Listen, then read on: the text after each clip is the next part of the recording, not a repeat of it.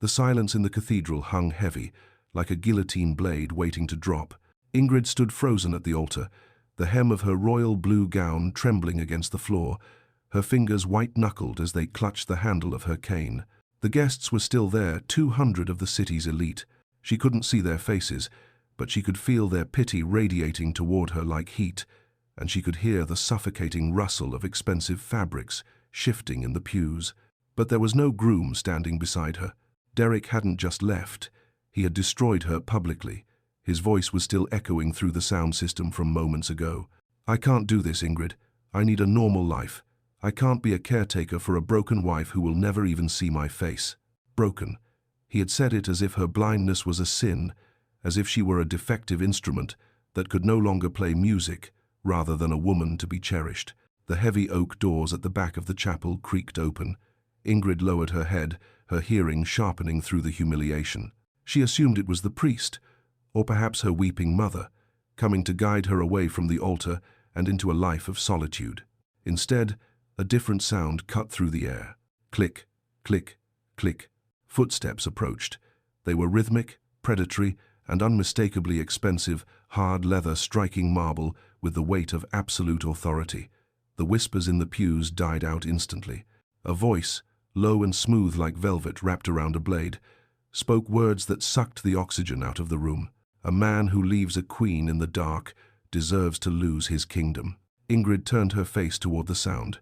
She couldn't see the man in the sharp black shirt standing before her, but she could smell the scent of ozone, expensive scotch, and danger rolling off him in waves. "I have a question for you, Ingrid." "Who are you?" Ingrid barely managed to whisper, the tremors in her legs threatening to buckle her knees beneath the weight of the royal blue gown. "The owner of this venue," the stranger replied, his voice vibrating deep in her chest. "And a man who detests a coward." From the back of the chapel, a scuffle broke out near the heavy oak doors. Ingrid heard the familiar, panicked shuffle of Derek's loafers. He hadn't left yet. He had stayed in the shadows to watch her crumble, to ensure his cruelty had landed. "Now wait a minute." Derek's voice cracked, stripping away the amplified bravado of his earlier announcement. "This is a private matter. You can't just—" "Silence." The command was spoken softly, yet it hit the high ceilings like a physical blow. The air pressure in the room seemed to drop. Ingrid heard Derek gasp, a sound wet with sudden primal fear, followed by the heavy, meaty thud of bodies blocking an exit. "You have forfeited your right to speak," the stranger continued, his tone bored but lethal. "You deemed her broken because she cannot see. I deem you unworthy because you cannot see her. Leave my city before sunset, or I will ensure you never walk out of it." The silence that followed was absolute. No one breathed.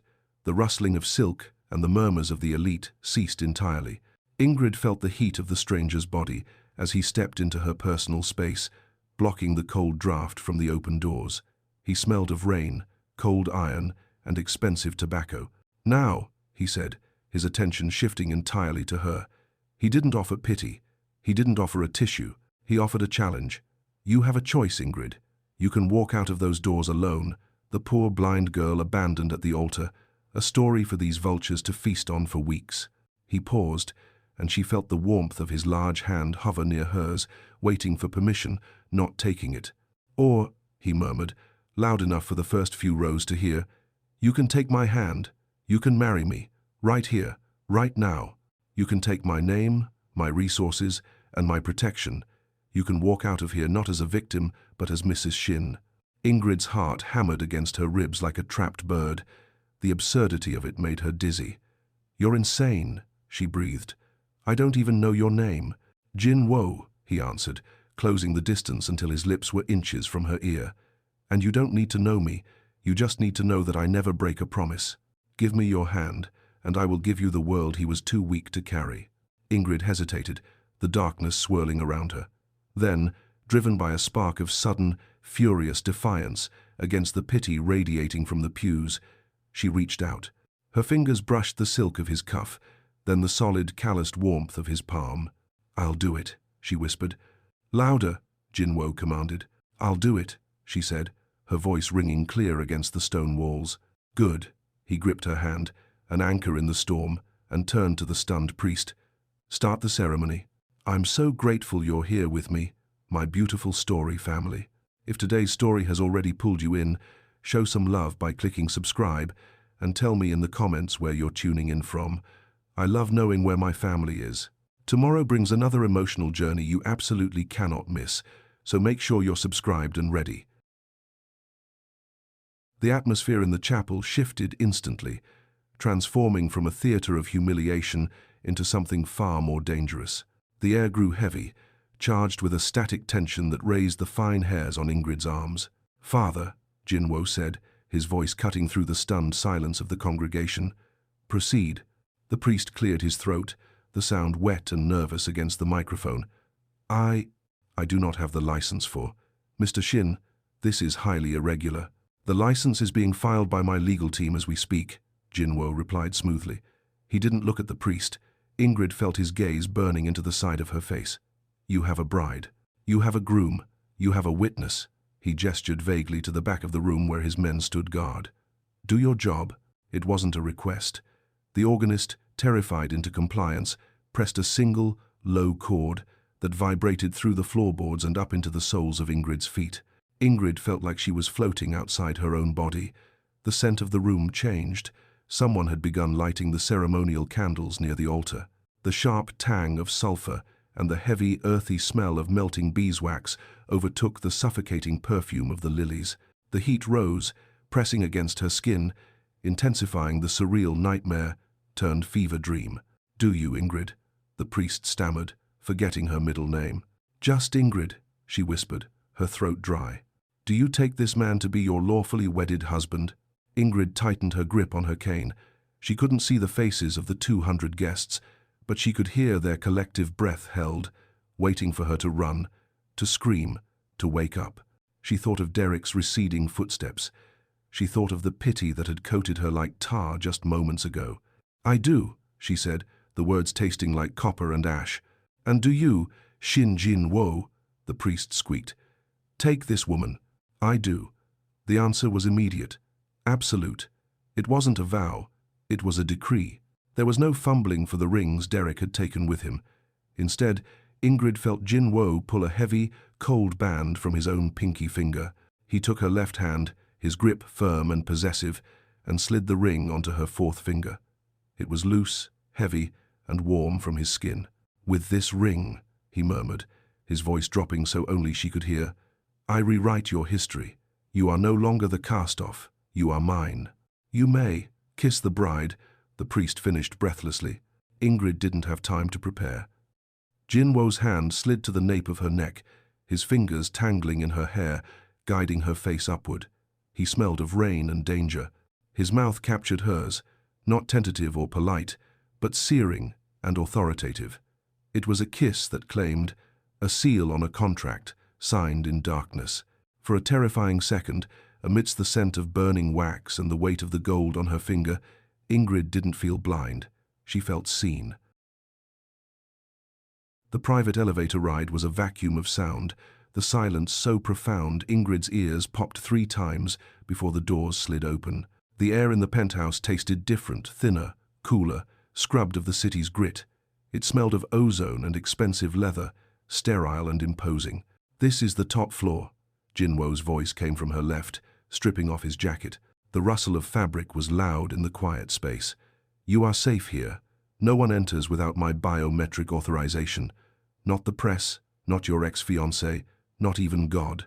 "It feels like a fortress," Ingrid said, her voice small in the cavernous room. "It is," he replied. "Make yourself comfortable. I have a situation to handle in the study." His footsteps retreated heavy, deliberate strikes against a floor that sounded like polished stone, followed by the heavy click of a door latching shut. Left alone, Ingrid navigated the darkness of her new life. She moved slowly, her white cane tapping rhythmically. Tap, click, tap. The space was vast. Her cane met no resistance for long stretches, suggesting an open concept layout designed for sight, not sound. She reached out, her fingers trailing over surfaces to map the terrain. Everything felt cold and expensive.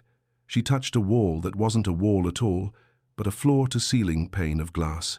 It vibrated slightly against her fingertips, humming with the wind pressure of the altitude. Below her, The city was likely a sea of light, but to her, it was just a low, distant drone of traffic, separated by a fragile barrier of invisible ice. She moved deeper into the apartment, finding a hallway that smelled faintly of sandalwood. A bedroom. The door was open.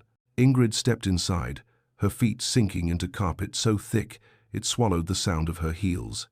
This room felt intimate, heavy with the scent of the man she had married an hour ago. She reached out, finding the edge of a bed covered in silk that felt like cool water against her skin. She needed to sit. She needed to breathe. She reached for the bedside table to steady herself, hoping to find a lamp or a clock. Her hand landed on something else. It was cold, heavy, metal. Ingrid froze. Her fingers traced the object instinctively, the musician in her analyzing the shape before her mind could catch up. The rough texture of a grip, the smooth, deadly curve of a barrel, the trigger guard. It wasn't just a gun. It was unholstered, the safety off, resting on the nightstand like a glass of water, ready to be used at a moment's notice. Ingrid pulled her hand back as if burned, her breath hitching in her throat. The realization crashed over her, colder than the glass wall. She hadn't just married a wealthy hotelier. Normal men didn't sleep with loaded weapons inches from their heads. She was in a cage, gilded and high above the clouds, but she was trapped with a predator. The black dress Jin Wo had selected for her felt like a second skin silk, cool and expensive, sliding over her ribs as she sat in the private dining room of the city's most exclusive restaurant. To anyone watching, she was the silent trophy wife. To Ingrid, the room was a cacophony of information. She could hear the distinct, heavy clink of silver against fine china, the nervous shuffle of feet under the table, and the aggressive heartbeat of the man sitting directly across from her. Jin Wo sat beside her, his presence a wall of heat and the scent of sandalwood. He was charming the 6 men at the table, his voice smooth and commanding, discussing shipping lanes and tariffs. It sounded like business. It felt like a tribunal. Since finding the gun on the nightstand, Ingrid's senses had been dialed to a painful frequency. She wasn't just listening to the conversation, she was listening for the click of a trigger. "To the future," a man's voice boomed from the far end of the table. "Mr. Kang," she recalled. He smelled of stale cigar smoke and fear. "To the future," the table chorused. Glasses clinked. The crystal rang out, a sharp, piercing chime that made Ingrid wince. Under the cover of that ringing, beneath the scraping of chairs as men shifted to drink, Ingrid heard it. It was a sound so faint, so insignificant, that a person with sight would have missed it entirely, distracted by the flash of wine or the smiles of their companions. It was the friction of fabric against metal, a jacket being swept back. Then, a whisper, soft as a breath, coming from the man sitting at 3 o'clock, "When he stands." Ingrid froze. Her hand tightened around the stem of her wineglass. Beside her, Jin Wo pushed his chair back. The leather creaked. He was rising to accept the toast, making himself a target, a pillar of black and arrogance in the center of the room. "Gentlemen," Jin Wo began, his voice projecting. Ingrid heard the man at 3 o'clock inhale sharply, the breath a marksman takes before the squeeze. She didn't think, she didn't calculate. She let the wineglass slip from her fingers, shattering loudly against the table, and simultaneously threw her body weight against Jin Wo's arm. "Jin Wo," she cried out, feigning a stumble, dragging him down toward her. 2 things happened at once. A suppressed thwip cut through the air where Jin Wo's chest had been a millisecond before, burying itself in the mahogany wall behind them, and Jin Wo, realizing instantly what had happened, moved with terrifying speed. He didn't check on her. He didn't gasp. He simply extinguished the table candle with a sweep of his hand, plunging the room into shadows, and the sound of violence erupted in the dark.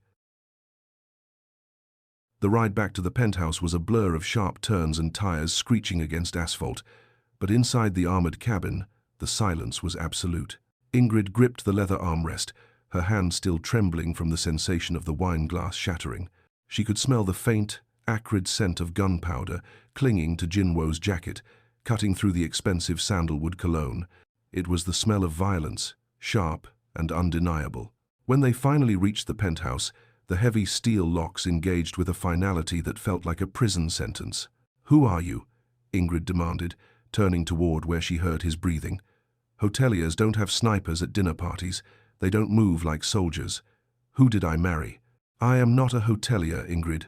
Jin Wo's voice was weary, stripping away the charm he'd worn at the restaurant. He moved to the wet bar, the clink of ice against glass the only sound in the cavernous room. In the underworld, they call me the Dragon of the East. To the police, I am a person of interest. To the men who tried to kill us tonight, I am the head of the Viper Syndicate's greatest enemy. Ingrid felt the blood drain from her face. A Mafia boss. She had married a monster to escape a coward. You're a criminal. I am a king, he corrected, approaching her. She heard him set the glass down. And you are my queen, which means their war is now yours. Why? She whispered, backing away until her cane hit the cold glass wall. Why me? Was the wedding a setup? Did you plan this? No. The denial was sharp. I was at the chapel for Derek. Ingrid froze. Derek? You knew him? Your fiancé has a gambling problem, Ingrid. He owes my organization $3 million. I went there to collect, either in cash or in blood. Jin Wo's voice dropped, becoming softer, darker. I stood in the shadows and watched him crumble. I watched him throw away a diamond because he was too afraid of the dark. He is a weak man who makes weak choices. He stepped closer, his warmth radiating against her chilled skin, boxing her in against the window without touching her. I intended to break his legs and leave, but then I saw you, standing there in the wreckage, refusing to cry, head held high, while the world fell apart. You bought me, she accused, her voice shaking. To pay his debt? No.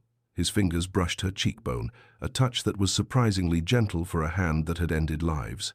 I forgave his debt the moment you said I do. I didn't intervene for the money, Ingrid. I intervened because I saw the one thing I have spent my life searching for. Unbreakable strength. I came for a debtor. I stayed for you. The sanctuary of the penthouse was breached 2 days later, not by gunfire, but by the chime of the elevator. Jin Wo had tried to sequester Ingrid in the master bedroom, his voice tight with a tension she hadn't heard since the restaurant shooting. Stay inside, he had ordered, checking the load of his weapon. Do not come out, no matter what you hear. I am hosting a parley. But Ingrid couldn't hide. The need to understand the danger surrounding her was a physical ache. She stood just inside the darkened hallway, pressing her ear against the cool plaster, her white cane held tight against her chest like a shield. The elevator doors slid open with a pneumatic hiss. The atmosphere in the living room changed instantly. The clean scent of Jin Wo's sandalwood was overpowered by something cloying and heavy, a mixture of expensive musk and stale cigar smoke that stuck to the back of Ingrid's throat. Shin, a voice called out. It was a voice like gravel grinding against glass, rough, amused, and dripping with false civility. You look well. Marriage seems to suit you, though I hear the honeymoon was explosive. Ingrid's breath hitched.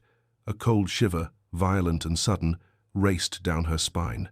The voice triggered a primal alarm in her brain, a lizard brain reaction that bypassed logic entirely. State your business, Viper, Jin Wo replied, his tone flat and deadly. You are on my territory. Territory is a fluid concept, the visitor drawled. Footsteps approached the center of the room. They were uneven, a heavy step, then a slight drag, a limp. I came to pay my respects to the new Mrs. Shin. Is she here? I have a soft spot for broken things. The man laughed. It wasn't a loud laugh. It was a wet, rasping sound, a rhythmic heh that came from deep in the chest, followed by a sharp intake of breath through the nose. Time stopped for Ingrid. The luxury penthouse vanished. In an instant, she was transported back 5 years to the cramped hallway of her old apartment. She heard the sound of her front door splintering off its hinges. She felt the terrifying confusion of waking up to violence. She felt the crushing blow of the pistol whip that had severed her optic nerves, plunging her world into eternal night. And standing over her bleeding body, laughing that same wet, wheezing laugh, was this man. Ingrid clamped both hands over her mouth to stifle the scream that clawed at her throat. Her knees gave way, and she slid silently down the wall to the floor. It wasn't a random break-in. It wasn't bad luck. The monster who had stolen her sight wasn't a ghost haunting her nightmares. He was standing in her living room, pouring himself a drink. The elevator doors hissed shut, sealing the monster away, but the echo of his wet, rasping laughter remained trapped in the penthouse. When Jin Wo found her, she was still slumped against the hallway wall, her knuckles white as she gripped her cane. "Ingrid," he breathed, dropping to his knees. The scent of sandalwood enveloped her as he reached out, his hands hovering, afraid to touch her. "I told you to stay in the room. He didn't see you. You're safe." "Safe?" Ingrid laughed, a brittle, jagged sound. She slapped his hands away, the violence of the motion shocking them both. "I haven't been safe for 5 years. Jin Wo. That man, the Viper, he isn't just your rival." She turned her face toward him, her unseeing eyes burning with a cold, new fire. "He is the one who broke into my home. He is the one who pistol-whipped me until my world went black. I would know that wheezing laugh in hell." Jin Wo went terrifyingly still. The air in the hallway grew heavy, the temperature plummeting as his rage sucked the warmth from the room. "He took your sight?" His voice was a low growl, vibrating against her ribs. "Then I will take his head. Tonight." "No." Ingrid grabbed his lapel, pulling him close. "You won't do it for me. We will do it together." "Ingrid, you are a civilian. This is a war. And I am the only soldier you have who can see in the dark," she countered, her voice steadying, hardening into steel. "At that dinner, I heard the assassin before you did. Today, I recognized a voice you only heard as a threat. You call me your queen? Then stop treating me like a porcelain doll in a glass case. Use me." The silence stretched, taut and fragile. Then, slowly, Jin Wo exhaled. "Stand up, Mrs. Shin." The next week was a blur of exhaustion and adrenaline. The penthouse ceased to be a home and became a training ground. Jin Wo didn't teach her to shoot, he taught her to survive. In the soundproof gym, he blindfolded himself to meet her on her terrain, teaching her to identify the specific acoustic signatures of danger. "Listen," Jin Wo commanded, pacing the far end of the room. Ingrid closed her eyes, blocking out the distraction of light she couldn't see anyway. She focused, the hum of the air conditioner, the distant traffic, and then something else. The faint, metallic snick of a safety catch being disengaged, the shift of weight on leather soles. 3 o'clock, she said instantly. 10 feet, weapon drawn. "Good." Jin Wo's voice came from exactly where she predicted.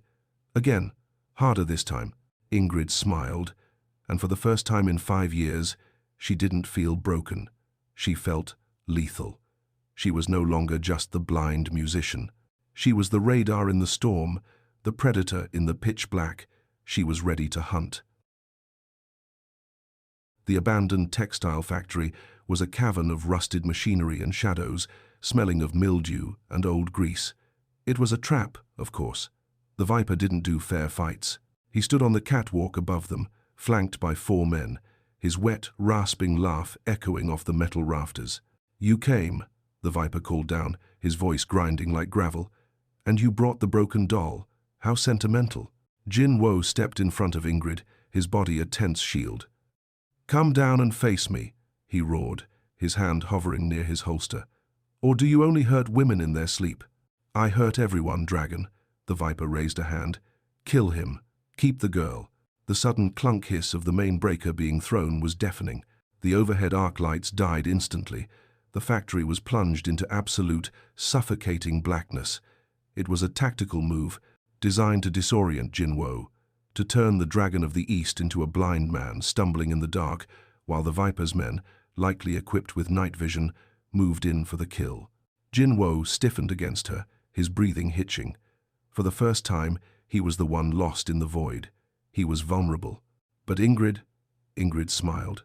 The darkness didn't blind her. It embraced her. It stripped away the distractions of the visual world and left only the pure, geometric truth of sound. "Do not move," she whispered, her lips brushing Jin Wo's ear. Her hand slid down his arm to his wrist, gripping it firmly. "I have them." She closed her eyes, expanding her awareness. The warehouse came alive. Scuff, scuff, rubber soles on concrete. 11 o'clock, fast. Click, safety off. 3 o'clock, heavy breathing. And above them, on the metal grate, the erratic, wheezing rhythm of the man who had stolen her sight. "Welcome to my world," Ingrid murmured. A footstep crunched on broken glass to their left. 9 o'clock, Ingrid commanded, her voice sharp and devoid of fear. "Level. Fire." Jin Wo turned blindly, trusting her implicitly. He squeezed the trigger. Bang! A scream followed, then the wet thud of a body hitting the floor. Right, 2 steps, duck. Jin Wo dropped just as a bullet sparked against the machinery where his head had been. 12 o'clock, center mass, double tap. Bang bang, another body fell. Panic shifted in the room. The hunters had become the prey. They couldn't see Jin Wo, but death was finding them with supernatural precision. "Where are you?" the Viper screamed from the catwalk, his voice cracking with terror. "Turn the lights on." Ingrid squeezed Jin Wo's wrist, guiding his aim upward, tracing the sound of that hateful, rasping breath. She could hear his heart hammering against his ribs like a trapped bird. "Elevation 45 degrees, she whispered, the vindication tasting sweet on her tongue. "The catwalk. He is shaking. End it." Jin Wo didn't hesitate. He fired into the black abyss. The shot rang out, singular and final. The wheezing stopped. There was a sickening silence, followed by the heavy metallic clang of a body hitting the railing and tumbling into the void. "Light," Ingrid whispered. "It is finished." The city didn't just sound different in the weeks following the warehouse slaughter. It sang a new tune entirely. It was a melody of respect and fear that hummed through the tires of the Maybach as it glided through the rainy streets. The Viper was dead. The debt was settled. And Ingrid Shin was no longer the blind girl people pitied. She was the woman who sat at the right hand of the dragon. "Are you sure you want to do this?" Jin Wo asked, his hand resting possessively over hers on the leather console. "We can leave him to his misery. He is irrelevant." "No," Ingrid said softly, smoothing the fabric of her black silk dress. "I need him to see, not with his eyes, but with his soul. I need him to know that he didn't break me. He freed me." The car came to a halt in a neighborhood that smelled of damp cardboard, and neglect a sharp contrast to the antiseptic luxury of the penthouse. The driver opened the door, and Ingrid stepped out, her cane tapping against the cracked pavement with a rhythm that was no longer tentative. It was the beat of a woman who owned the ground she walked on. They found Derek in a ground-floor apartment that reeked of stale beer and stagnation. When he opened the door, the silence that followed was heavy. "Ingrid," Derek's voice was a ghost of the arrogance he'd held at the altar. It cracked, thin and reedy. I heard rumors about who you married. I thought you were forced." "Forced?" Ingrid laughed, a sound that was rich and genuinely amused. She felt Jin Wo step up behind her, a wall of heat and lethal power. She didn't need to see Derek to know he was shrinking back, terrified by the predator looming in the hallway. "I wasn't forced, Derek. I was found." "I made a mistake," Derek stammered, the regret thick in his voice. "I was scared. We can try again. I can take care of you." "Take care of me?" Ingrid stepped forward, invading his space, her senses picking up the rapid, thready beat of his heart. "You left me because you were afraid of the dark. You wanted a normal life, a simple wife." She reached out, her hand finding Jin Wo's arm, gripping the muscle that had shielded her from bullets. "I found a man who thrives in the dark. I found a king who didn't want a nursemaid. He wanted a queen." "Ingrid, please," Derek whispered. "Don't apologize," she said, turning her back on him. "If you hadn't been a coward, I never would have met the love of my life. You threw away a stone, Derek, and I found a diamond." "Let's go home, Mrs. Shin," Jin Wo murmured, his voice laced with pride. As they walked away, leaving the door open and Derek standing in his squalor, Ingrid didn't look back. She didn't need to. For the first time in 5 years, her vision was perfectly clear. You made it to the end, and I say thank you from the bottom of my heart. If you loved this story, the next one is going to blow your mind. I'm talking more twists, more emotion, more of everything that keeps you hooked. Click on that image on your screen right now and jump straight into the next tale. You're going to love it.